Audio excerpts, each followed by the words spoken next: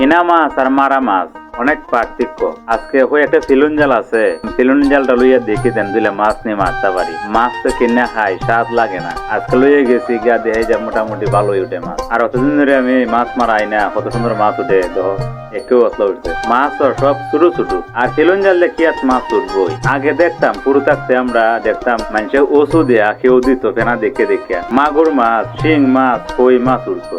আগের মাছ কি ওখানে আছে? নাই। আগের মানুষও নাই, মাছও নাই। দেখো মাছ আনছি আমি, ছোট ছোট মাছ বাক করে আনছি মাশাল্লাহ। ওই দেখো বলো ডালি, বলটা করে বলটা আনছেন সকলে বলও বুঝতো না। টাকা বলো ডালি আনি, টাকা ডালে পরে দেখবা হতলা। ওই দেখো মাশাল্লাহ অনেক মাছ ফিলুন জাল দিয়ে আনছি, কত স্বাদের মাছ। আর এই ভিডিওটা যারা যারা দেখতে আসো সবাই কমেন্ট বক্সে জানাই যাইও এই ফিলুন জাল দেয়া এই ধরনের মাছ মারতে পারো কিনা। এই যে মাছের মাথা কল্লা, ছোট মাছের বিরান করে দিয়েছে আমি খাইতে অনেক স্বাদ। ছোট মাছের কল্লা, যারা যারা ছোট মাছের কল্লা খাইছো, মাথা খাইছো, ভিডিওটা বেশি বেশি করে শেয়ার করে দিও।